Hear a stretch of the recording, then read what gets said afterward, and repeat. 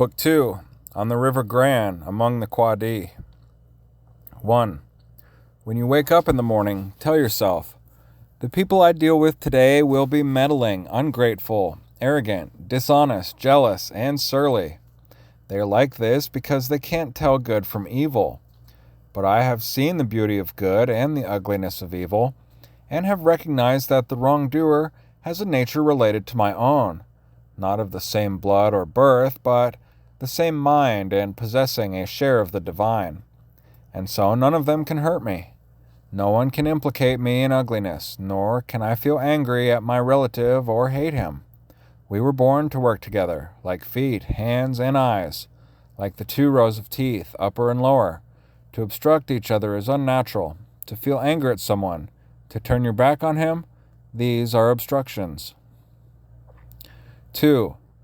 Whatever this is that I am, it is flesh, and a little spirit, and an intelligence. Throw away your books. Stop letting yourself be distracted. That is not allowed. Instead, as if you were dying right now, despise your flesh. A mess of blood, pieces of bones, a woven tangle of nerves, veins, arteries. Consider what the spirit is, air, and never the same air, but vomited out and gulped in again every instant. Finally, the intelligence. Think of it this way. You are an old man. Stop allowing your mind to be a slave, to be jerked about by selfish impulses, to kick against fate and the present, and to mistrust the future. 3. What is divine is full of providence. Even chance is not divorced from nature, from the inweaving and enfolding of things governed by providence. Everything proceeds from it. And then there is necessity, and the needs of the whole world, of which you are a part. Whatever the nature of the whole does, and whatever serves to maintain it, is good for every part of nature. The world is maintained by change, in the elements and in the things they compose. They should be enough for you. Treat it as an axiom. Discard your thirst for books, so that you won't die in bitterness, but in cheerfulness and truth, grateful to the gods from the bottom of your heart. 4. Remember how long you've been putting this off, how many extensions the gods gave you, and you didn't use them. At some point you have to recognize what world it is that you belong to, what power rules it, and from what source you spring, that there is a limit to the time assigned you, and if you don't use it to free yourself, it will be gone and will never return. 5. Concentrate every minute like a Roman, like a man, on doing what's in front of you with precise and genuine seriousness, tenderly, willingly, with justice, and on freeing yourself from all other distractions.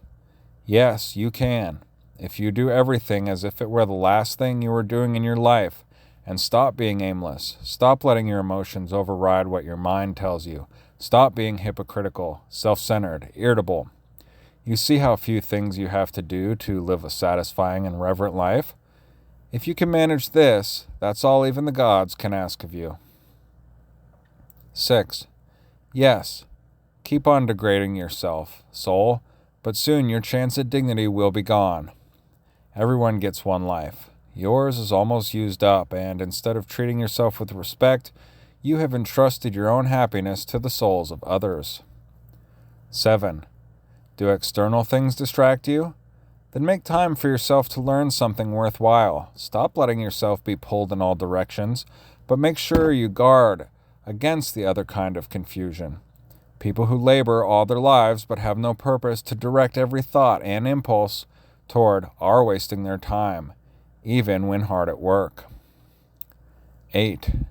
Ignoring what goes on in other people's souls. No one ever came to grief that way. But if you won't keep track of what's your own soul doing, how can you not be unhappy? 9. Don't ever forget these things. The nature of the world. My nature. How I relate to the world. What proportion of it I make up. That you are part of nature, and no one can prevent you from speaking and acting in harmony with it always. 10. In comparing sins, the way people do, Theophrastus says that the ones committed out of desire are worse than the ones committed out of anger, which is good philosophy. The angry man seems to turn his back on reason out of a kind of pain and inner convulsion. But the man motivated by desire, who is mastered by pleasure, seems somehow more self-indulgent, less manly in his sins. Theophrastus is right and philosophically sound to say that the sin committed out of pleasure deserves a harsher rebuke than the one committed out of pain.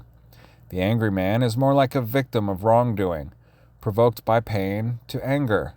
The other man rushes into wrongdoing on his own, moved to action by desire.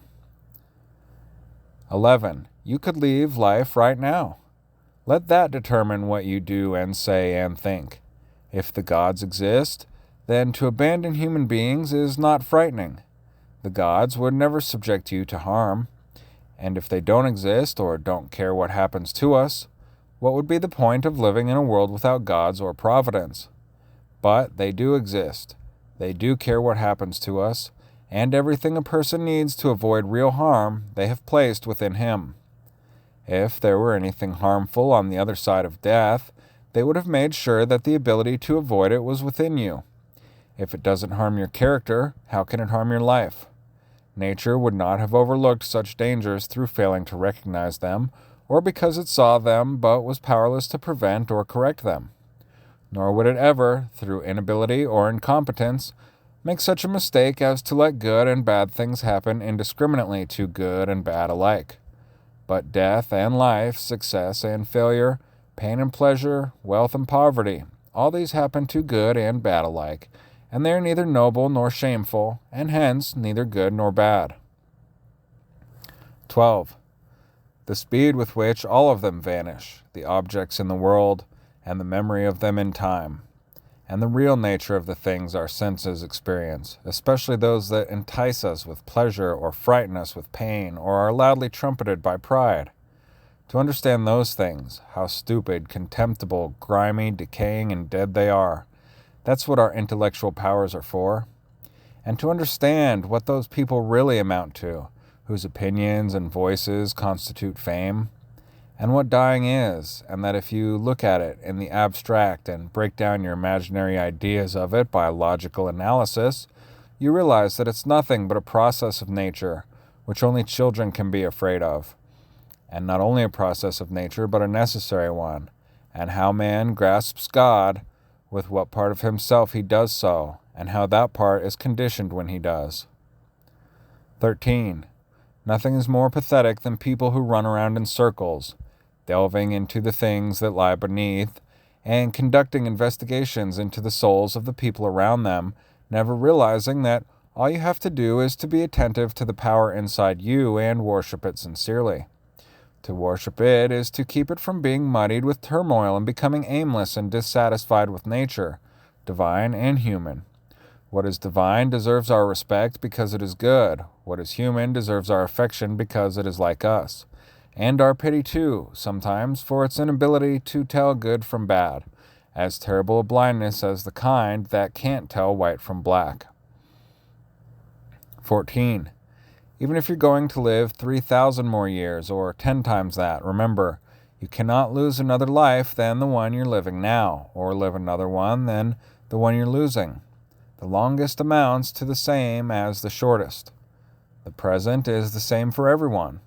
Its loss is the same for everyone, and it should be clear that a brief instant is all that is lost, for you can't lose either the past or the future. How could you lose what you don't have? Remember two things.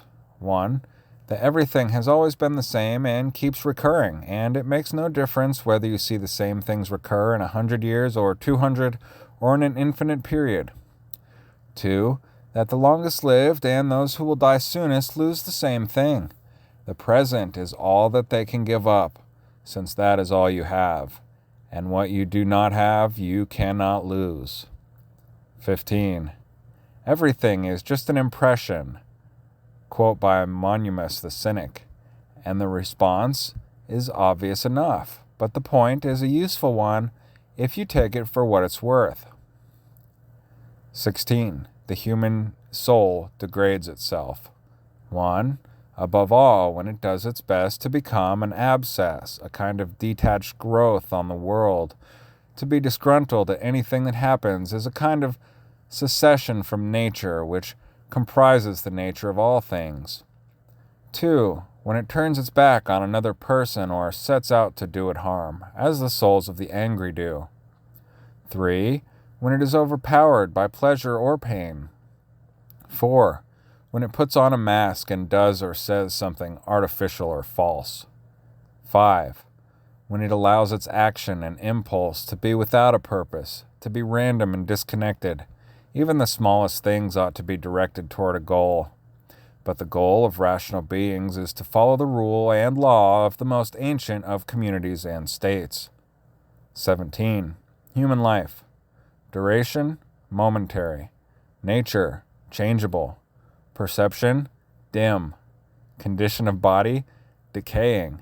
Soul, spinning around. Fortune, unpredictable. Lasting fame, uncertain. Sum up. The body and its parts are a river, the soul a dream and mist. Life is warfare and a journey far from home. Lasting reputation is oblivion. Then what can guide us? Only philosophy, which means making sure that the power within us stays safe and free from assault, superior to pleasure and pain, doing nothing randomly or dishonestly and with imposture, not dependent on anyone else's doing something or not doing it, and making sure that it accepts what happens and what it is dealt as coming from the same place it came from, and above all, that it accepts death in a cheerful spirit as nothing but the dissolution of the elements from which each living thing is composed. If it doesn't hurt the individual elements to change continually into one another, why are people afraid of all of them changing and separating? It's a natural thing, and nothing natural is evil.